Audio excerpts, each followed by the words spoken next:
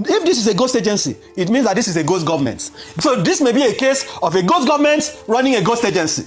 If the government is insisting that President Adeyemi is running a ghost agency, then the president must admit that he's running a ghost administration. Are they not supposed to verify that before the deputy speaker of the House of Reps of a country holds a meeting with an individual like this, are they not supposed to verify that this person is real? They should stop saying it's fictitious. This is not fiction. This is reality. This is what Nigerians are saying. How can they say it is fictitious? What part of it is fictitious? I cannot say, and even have employees on whose payroll. The presidency maintains that one individual created the appearance of a federal agency. Yet many Nigerians believe this controversy stopped being about Prince Adeyemi the moment it exposed apparent weaknesses within the government institutions. Why do you think some Nigerians find the government's version so difficult to accept? Because this kind of corruption is what you can call the renewed hope corruption. This kind of corruption can only stand on a mandate.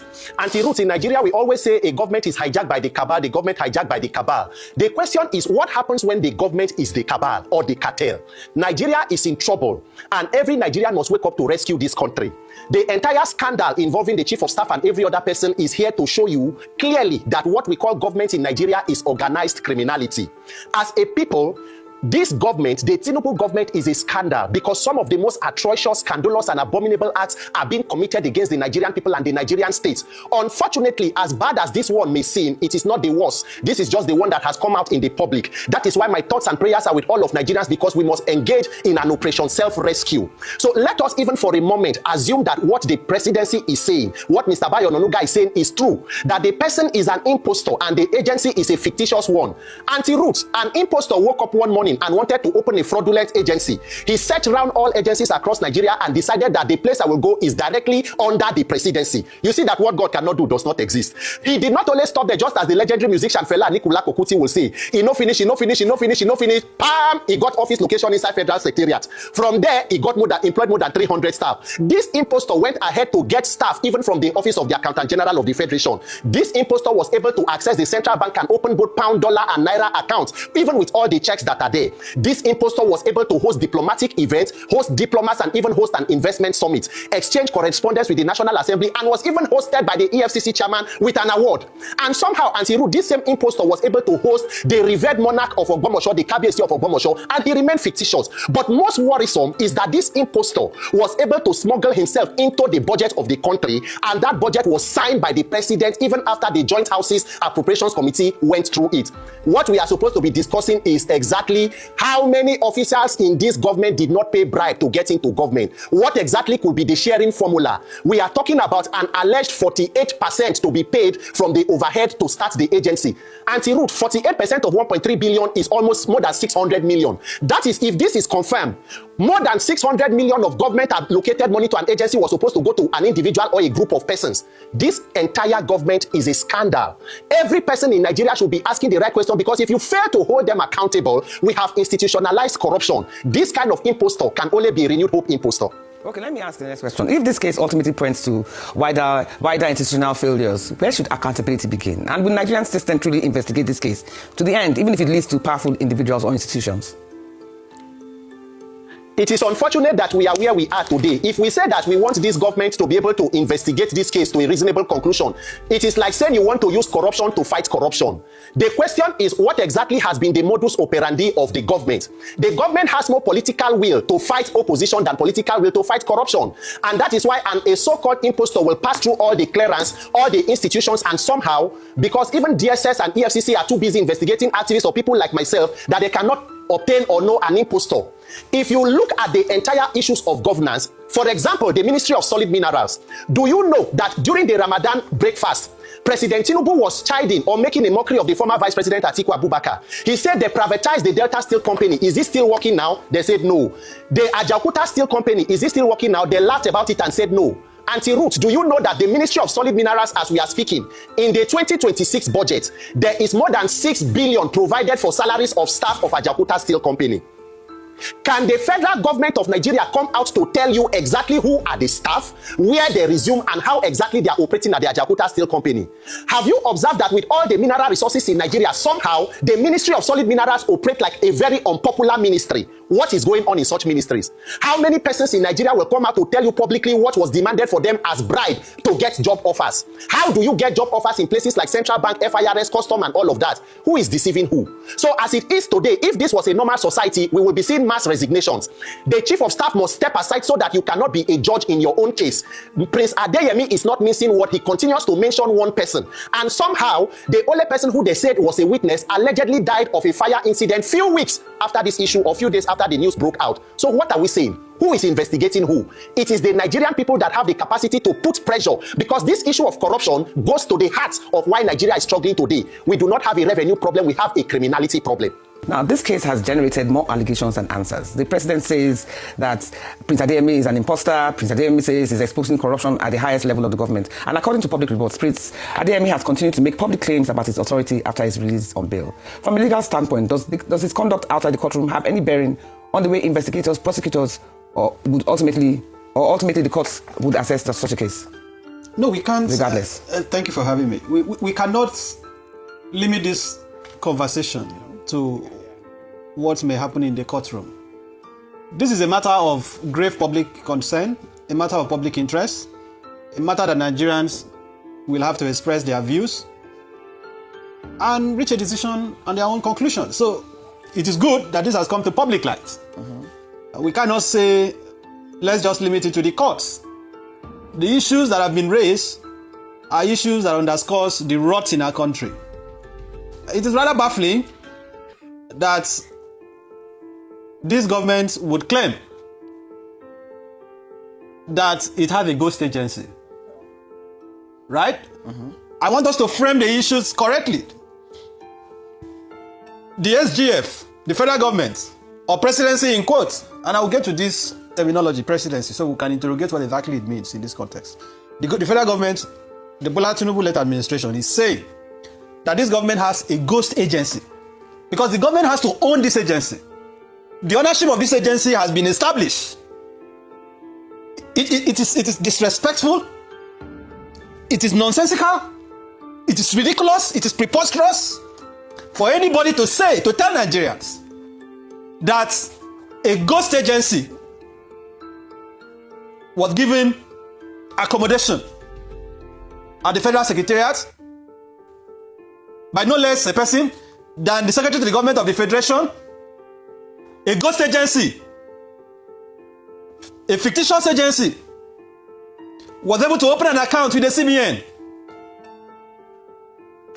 Madam Ruth, maintaining an account with the Central Bank of Nigeria is not a trivial issue. It is not like one of the fintech banks that you can simply use your mobile phone while this interview is going on and open an account with a code. It is not even like a commercial bank, a regular commercial bank that you can walk into and fill a form and open an account. No. I, that is talking to you, I cannot maintain an account with CBN. Arise TV cannot maintain an account with CBN. CBN is the banker of the country. CBN only houses funds belonging principally to government. Majorly the federal government, the federating units, the states, and so on. So for anybody to say that a fictitious agency, headed by a fictitious Director General, Prince Adeyemi, as they claim, was able to open an account with the CBN, and that account presumably is operational, meaning there could have been deposits and withdrawals, without it being detected. For anybody to tell Nigerians that the budget of a country, appropriation law, don't forget, because we keep using the language budget. Constitutionally, budget is a law. That is why it goes through the legislative process. It has to be passed by both chambers of the National Assembly, the Senate and the House of Reps. There has to be committee hearings, what is called budget defense. The appropriation bill will be scrutinized, public hearing will be held for these agencies to defend provisions made. Each of the ministries will have to defend their budgetary allocations. It will then go to the president for assent after it has been passed. So there's supposed to be intense legislative and executive scrutiny. So for them to tell Nigerians that funds were budgeted, appropriated for a ghost agency, and that this ghost agency, Prince Adeyemi, who is heading it as they claim, was able to pay courtesy visits to key officials of this government. For anybody to make these claims, it shows the level of disdain, it shows the level of disrespect that this government has for Nigeria. But let us assume for a second that there is some modicum of veracity, truth to what they are saying. Mr. Adeyemi before has been also allegedly been accused of being fraudulent in the past. And he has a checkered history of assuming roles that he... If it is no, Ruth, please. This is an argumentum ad hominem. So regardless of the subject matter, let us attack the character of the person. Okay. If this person has a fraudulent past antecedent, why is he not on trial? And if we have to speak about people whose past are controversial, to put it in a very friendly language, if we are to say, and to put it bluntly now, that people with criminal antecedents, that this man has a criminal antecedent, therefore we should not listen to him. Ruth, how many people will be left in the Tinubu administration if people with criminal antecedents are to be fired? So I don't want us to be carried away. I have had cause to describe this government as a carnival of thieves. I have not seen in my lifetime. I'm getting to almost 4 decades as a Nigerian. In my adult life as a Nigerian, I have never witnessed an administration where people, discredited individuals, have been so emboldened to assume the height, the pinnacle of political position. But let us dwell on the subject. The point is that on record it has been shown this man invited people from foreign delegations. You know the name of the agency we are talking about? Presidential Foreign Investment Advisory Council, isn't it?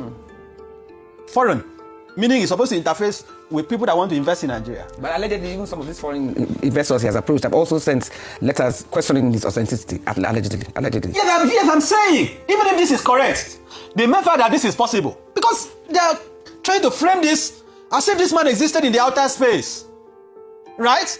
As if his operations were done in secrecy. Everything was done in the public domain. Assuming the government even has paucity of truths in the assertion.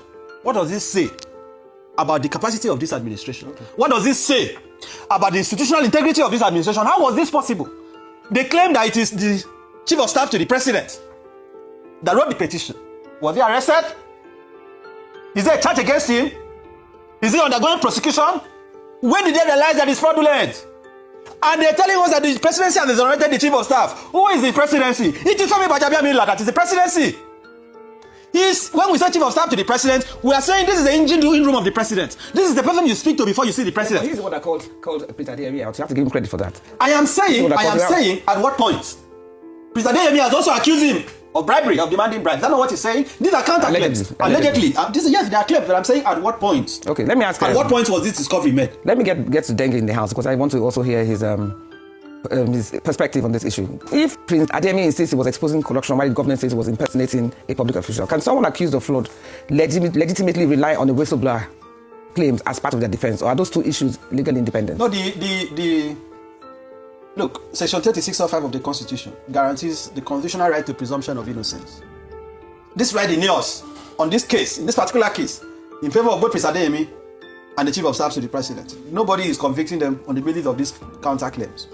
However, whether what Prince Adeyemi has said is true or not, one fact is now clear. That this man transacted with this administration. Right? And the mere fact that they are now accusing him of running a Ponzi scheme, a grand Ponzi scheme, because that is essentially what they are saying. What is the procedure? I believe that there has to be an independent inquiry. I cannot vouch as a Nigerian for the credibility, for the integrity of any investigative undertaking that the Chief of Staff to the President had oversight over. So the fact that the government has already issued a statement exonerating the Chief of Staff, that alone discredits any investigation that they want to undertake. So let this matter go before an independent agency. Let the Chief of Staff be invited for questioning, but while that is going on, he has to step aside. Ruth, the mere fact that this man, that is, let's even assume this government is saying the truth, and I submit that it is not saying the truth, at least not the whole truth, but let's assume that there is some credit to what they are saying. The mere fact that, look at him with the Deputy Speaker, you are showing it, of the Nigerian House of Representatives. I mean, what does this say? This is all nonsense to me. That somebody will have an office in the Federal Secretariat, meet with top government functionaries, and they're telling us it's fictitious. When we say something is fiction, the word fictitious is derivative from fiction. Fiction is what does not exist. Fiction is something that is imaginative. Fiction is not something that you can relate to empirically. So someone has a physical office with an address, a letterhead, through which correspondence has been exchanged with government agencies and officials of government, has met with top government functionaries. That is not fictitious. That is not fictitious. So they should stop this dubious abuse of language. If they are honest about investigating this matter, the president has to, at a minimum, interdict the chief of staff. Femi Gbajabiamila must be suspended to allow for due process to be followed. They cannot issue a statement exonerating him, because even if there is no criminal element on the basis of the claim that have been made against him, how about failure, administrative failure? As the chief of staff to the president, is the one that has the primary responsibility to interface between key functionaries of the president and the president. That is his duty. So this is a failure on the part of the office of the chief of staff. This is an indictment on the SGF, the Secretary Government of the Federation, that has oversight over agencies of government, especially on matters that has to do with bureaucracy. How was this possible? Where is the Ministry of Foreign Affairs? We have several agencies that have to account for what has happened. But I am insisting that the language fictitious is wrong. Yeah, this is not a fictitious agency. And several other government officials should be held collectively accountable, according to what you're saying. I don't think it narrows down to just him. I think there are other officials involved too who also should have played their role. Are you telling me that the picture you just showed of the Deputy Speaker of the House of Reps meeting with this man, he had a meeting with him without due diligence? All the retinue of aides he has that the government is paying, are they not supposed to fact check who is sending letters for courtesy visits? Are they not supposed to verify that before the Deputy Speaker of the House of Reps of a country holds a meeting with an individual like this, are they not supposed to verify that this person is real? They should stop saying it's fictitious. This is not fiction. This is reality. This is what Nigerians are saying. How can they say it is fictitious? What part of it is fictitious? I cannot say, and even have employees. On whose payroll? Was he using his money to pay them? If this is a ghost agency, it means that this is a ghost government. So this may be a case of a ghost government running a ghost agency. If the government is insisting that Prince Adeyemi is running a ghost agency, then the president must admit that he's running a ghost administration. Otherwise, they are just deceiving and insulting Nigerians. I find it baffling that in a country that has been reputed for ghost workers, where people are posted on the payroll that don't exist, and those funds are diverted monthly, it's the same country now that they're telling us that the government is running a ghost agency. This brings to light the question of the character of this administration. Are we really running a government that cares about corruption? In fairness to this president, Bola Ahmed Tinubu, he never campaigned on fighting corruption. Let's be fair to Tinubu. Tinubu did not tell Nigerians he will fight corruption.